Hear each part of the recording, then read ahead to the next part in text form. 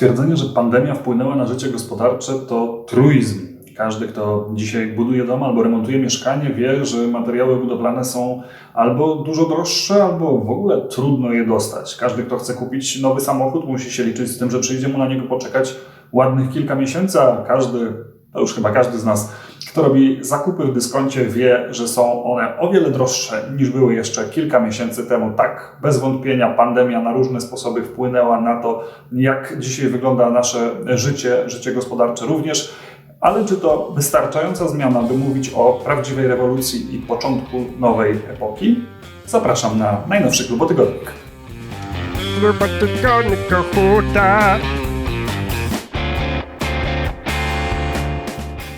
Początek pandemii, więc wiosna 2020 roku, to był bardzo ciekawy czas.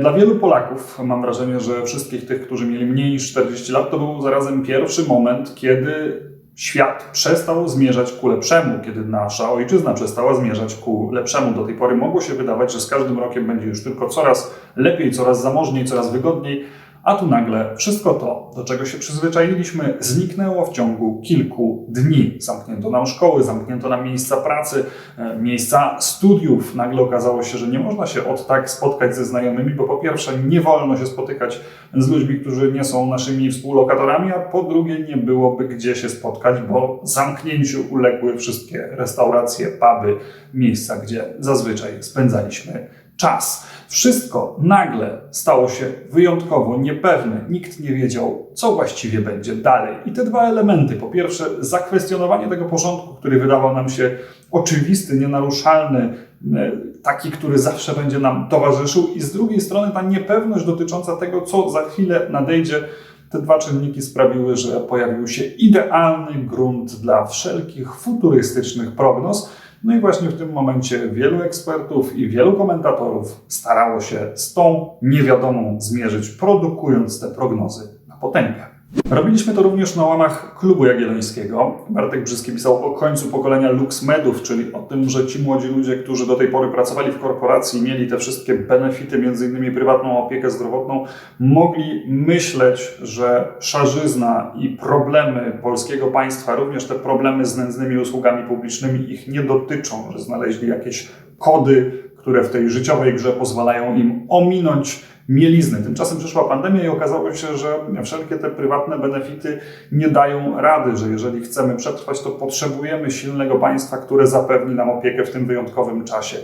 I być może to doświadczenie zmieniło ich. Być może teraz ci ludzie bardziej przychylnym okiem będą patrzeć na właśnie usługi publiczne, na dobro wspólne. Takie rozważania snuł Bartek Brzyski, a tymczasem Bartek Paszcza pisał o tym, że nie wrócimy już w pełni do biur, że te doświadczenie pracy zdalnej, które było doświadczeniem wielu ludzi w czasie lockdownu, spowoduje, że zarówno pracodawcy uznają, że to być może jest efektywny model pracowania, a z drugiej strony pracownicy uznają, że tak, to jest komfort, z którego nie chcieliby już w pełni rezygnować i w związku z tym być może biura nie zamkną się całkowicie, ale z całą pewnością będziemy w nich spędzać mniej czasu. Wreszcie ja zastanawiałem się w jednym z klubotygodników, czy koronawirus to zwiastun totalnej inwigilacji, czy wszelkie te środki bezpieczeństwa, które mają zapobiec rozprzestrzenianiu się pandemii, a które wykorzystują państwa, środki bezpieczeństwa związane z nowymi technologiami, nie sprawią, że już wkrótce będziemy funkcjonowali w bardzo mocno ingerującym w naszą prywatność systemie.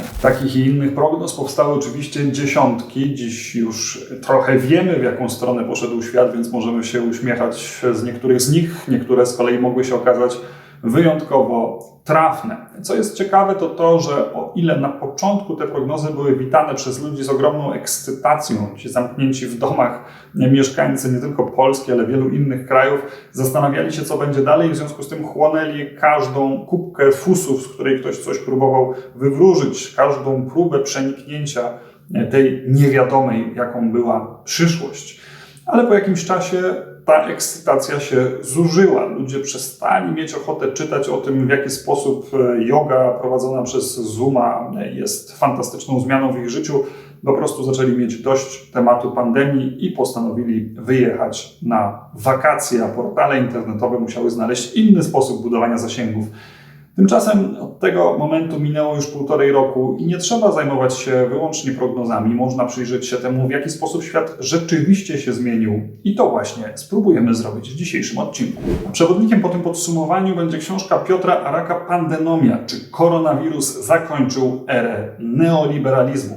Autor zastanawia się w niej, czy to, w jaki sposób zachowały się rządy podczas pandemii, spowodowało, że w jakiś inny sposób będziemy teraz patrzeć na gospodarkę inaczej niż w tym paradygmacie, który funkcjonuje przecież od lat 80., od czasów, kiedy w Stanach Zjednoczonych rządził Ronald Reagan. Od tego postrzegania państwa, które powinno być jak najbardziej minimalne, powinno nakładać jak najniższe podatki, dawać jak najmniej regulacji, nie nakładać wysokich ceł, które ograniczają handel, nie dawać zbyt wiele pomocy społecznej, by nie zniechęcać ludzi do aktywności zawodowej, z drugiej strony zachęcać do przedsiębiorczości, bo to właśnie ta przedsiębiorczość buduje przecież bogactwo narodów. Żeby podsumować ten nurt, autor przywołuje zdanie Ronalda Reagana, który kiedyś powiedział o tym, jakie jest najbardziej niebezpieczne zdanie w języku angielskim. Dzień dobry, jestem przedstawicielem rządu i przybyłem Ci pomóc. The 9 most terrifying words in the English language are I'm from the government and I'm here to help. Ta recepta państwa minimum oczywiście nie wzięła się znikąd. Była odpowiedzią na kryzys lat 70., który wynikał, zdaniem autorów tej rewolucji, m.in. Ronalda Reagana, właśnie z tego, że państwo zaszło za daleko, stało się za bardzo opiekuńcze, ograniczając tą aktywność zawodową ludzi, stało się zbyt obciążające dla przedsiębiorców, co stłamsiło ich naturalną skłonność do robienia biznesów i w związku z tym ta aktywność państwa przyczyniła się do stagnacji i do kryzysu. Jeżeli się państwa z tego wycofają, no to gospodarcza aktywność na nowo powróci. Tylko że to nie był pierwszy moment, kiedy państwo działało w takim trybie minimum. Piotr Arak w swojej książce pokazuje, że to w ogóle zmienia się trochę w takim cyklu wahadła. Przed II wojną światową, przed latami 30. mieliśmy właśnie państwo bardzo ograniczone, później przyszedł wielki kryzys i w odpowiedzi na ten wielki kryzys pojawiły się pierwsze elementy państwa opiekuńczego. Później przyszła II wojna światowa, konieczność odbudowy gospodarek Zachodu po tym wielkim, dramatycznym konflikcie i znowu była potrzeba silnego państwa, państwa interweniującego, państwa opiekującego się swoimi obywatelami, ale oczywiście ten model miał swoje wady i te wady, kiedy się skumulowały, doprowadziły do wspomnianego już kryzysu lat 70. i wtedy przyszło odbicie w postaci chociażby Ronalda Reagana w Stanach Zjednoczonych czy Margaret Thatcher w Wielkiej Brytanii. Ale ten model przez nich zaproponowany również miał swoje wady i najprawdopodobniej właśnie obserwujemy moment, kiedy one się kulminują, kiedy ta sytuacja się przesila i być może wahadło znowu odbije się w przeciwną stronę.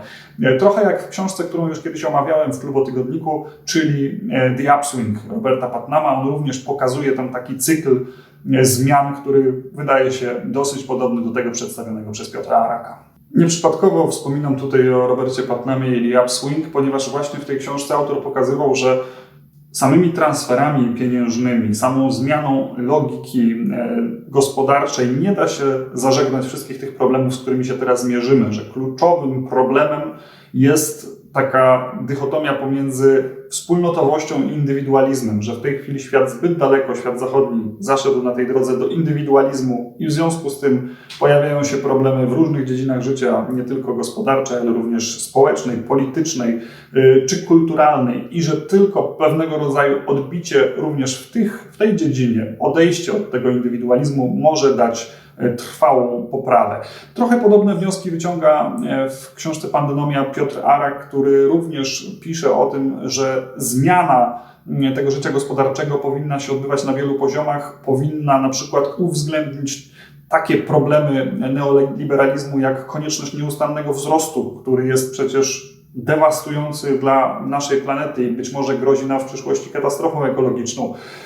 Ten nieustanny wzrost również potęguje nierówności społeczne, które z kolei przekładają się na trwałość samego społeczeństwa. To zwiększa chociażby polaryzację. A skoro już o polaryzacji mowa, ten indywidualizm, ten ruch w kierunku indywidualizmu powoduje również, że społeczeństwa stają się mniej ufne, że spada zaufanie społeczne, w związku z czym jesteśmy bardziej podatni na wszelkiego rodzaju fake newsy i teorie spiskowe, co również zagraża spoistości społecznej. No dobrze, ale jakie mamy przesłanki, żeby twierdzić, że rzeczywiście do takiej rewolucji mogło dojść? Otóż pandemia właściwie zatrzymała ten neoliberalny porządek. Z jednej strony znacznemu ograniczeniu uległ wolny handel, bo zamknęły się granice. Ograniczyły się również swobody i wolności obywateli. Władza w ponadprzeciętny sposób ograniczyła nasze wolności. Z drugiej strony państwa zdecydowały się na bardzo intensywne ingerencje w gospodarkę. Na skalę do tej pory niespotykaną zadłużały i pompowały pieniądze w to, żeby stymulować i podtrzymywać życie gospodarcze. Państwa zdecydowały się też na ponadprzeciętną pomoc dla obywateli. Nawet Stany Zjednoczone Donalda Trumpa wypłaciły coś w rodzaju bezwarunkowego dochodu podstawowego, a więc dochodu, który należy się każdemu po prostu z faktu posiadania obywatelstwa danego państwa. W krótkim czasie obywatele odkryli, że państwo może się nimi opiekować na większą skalę, a same państwa odkryły, że mają mnóstwo nowych narzędzi, którymi mogą regulować życie gospodarcze na swoim obszarze. Oczywiście to wszystko nie byłoby możliwe, gdyby nie stopniowe odchodzenie od neoliberalnych dogmatów po kryzysie z 2008 roku, kiedy to okazało się, że te wszystkie dotychczasowe sposoby radzenia sobie z kryzysami, ograniczanie interwencji rządu, plany oszczędnościowe tak naprawdę tylko sprzyjają pogłębianiu się tego kryzysu i być może należy zastosować inne narzędzia. Takie przynajmniej wnioski wyciągnęło większość państw, które w dobie pandemii koronawirusa, lockdownu i nowego kryzysu gospodarczego decydowały się pompować pieniądze w gospodarkę w ponadprzeciętnym tempie, o czym już mówiłem, zadłużając się również na skalę do tej pory niewidzianą po to, by podtrzymać płynność gospodarczą i to im się w znacznej mierze udało. Oczywiście dziś wciąż jeszcze nie wiemy, na ile ten tryb gospodarczy czasu wojny przełoży się na to, co zobaczymy w następnych latach. Piotr Arak w swojej książce kreśli 3 możliwe scenariusze. Mówi, że po pierwsze może się okazać, że zwiastowanie rewolucji było przedwczesne, że nasza tęsknota za tym, żeby było tak, jak było, spowoduje, że oczywiście ten neoliberalizm, który znamy, przejdzie pewne zmiany, dokona się pewien lifting, który spowoduje, że jego najbardziej dotkliwe wady, takie jak duże nierówności społeczne, zostaną po części złagodzone, ale system co do zasady się nie zmieni. Również nie zmienią się jego wady, więc być może już wkrótce znowu zobaczymy ich konsekwencje. Po drugie, możliwością jest coś, co autor nazywa natywistycznym populizmem, czyli po prostu protekcjonizmem opatrzonym taką populistyczną retoryką i tu oczywistym przykładem jest Donald Trump. Natomiast właśnie przykład Donalda Trumpa pokazuje, zdaniem autora, że jest to scenariusz mniej prawdopodobny, ponieważ Trump mimo tego, co głosił, to jednak przez znaczną część swojej kadencji hołdował rozmaitym neoliberalnym dogmatom, włącznie z niskimi podatkami. Natomiast w momencie, kiedy przyszedł kryzys, przyszła pandemia, to z kolei bardzo szybko sięgnął po narzędzia silnego państwa, tak jak zrobili zresztą inni przywódcy na świecie. No i wreszcie trzeci scenariusz, który autor nazywa pragmatycznym. Pragmatycznym, bo wiele z tych neoliberalnych dogmatów i zasad okazało się nie sprawdzać w rzeczywistości. Na przykład jednym z często powtarzanych założeń było to, że bogacenie się państwa podnosi wszystkie łodzie. Krótko mówiąc, pozwólmy się bogacić tym najbardziej ambitnym, bo jeżeli oni staną się bogatsi, to wszyscy inni w społeczeństwie również staną się bogatsi, bo coś im przecież skapnie. Ta teza okazała się radykalnie fałszywa, chociażby w Stanach Zjednoczonych, gdzie rzeczywiście w ciągu ostatnich dekad znakomicie wzbogaciła się 0,1% najzamożniejszych Amerykanów. Tam wzrosty wynagrodzeń sięgają kilkuset procent, podczas gdy 90% Amerykanów albo wzbogaciło się, zyskało większe wynagrodzenia w stopniu minimalnym, albo wręcz zubożało. Dlatego Arak sugeruje, że po pandemii może przyjść czas tego, co skuteczne, mniej dogmatycznego podejścia do gospodarki, a bardziej kierowania się tym, co w działaniu potwierdza się. To również więc mogłaby być zapowiedź pewnej zmiany kursu, ale zmiany kursu bardziej fundamentalnej. To nowe podejście gospodarcze mogłoby się okazać bardziej zrównoważone ekologicznie, na co może wskazywać chociażby nowa zielona agenda Unii Europejskiej, bardziej zrównoważone również społecznie, czyli być może część tych nierówności w dystrybucji dóbr zostałoby zasypanych Bardziej zrównoważona, bardziej pragmatyczna gospodarka to może być odpowiedź na ten neoliberalny paradygmat, który do tej pory wydawał nam się oczywisty. Na koniec chciałbym oczywiście zachęcić do samodzielnego sięgnięcia po tę książkę, bo znajduje się w niej o wiele więcej niż to, co udało mi się w tym krótkim filmie przedstawić. Autor m.in.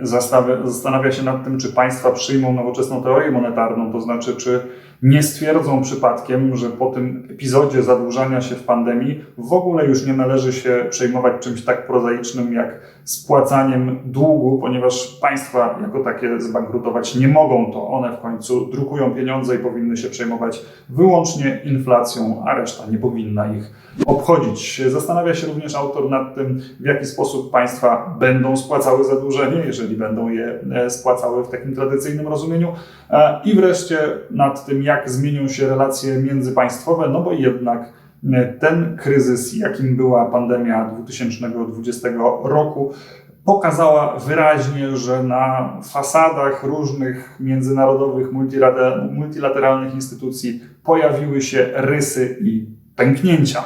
Zachęcam do lektury, zachęcam również do subskrybowania naszego kanału Klubu Jagiellońskiego, a także kanału Klub Jagielloński Debaty, gdzie w momencie, kiedy oglądacie ten odcinek, najprawdopodobniej jest już najnowsza debata właśnie z udziałem Piotra Araka, autora tej książki. Zachęcam również do obejrzenia tego materiału. Do zobaczenia.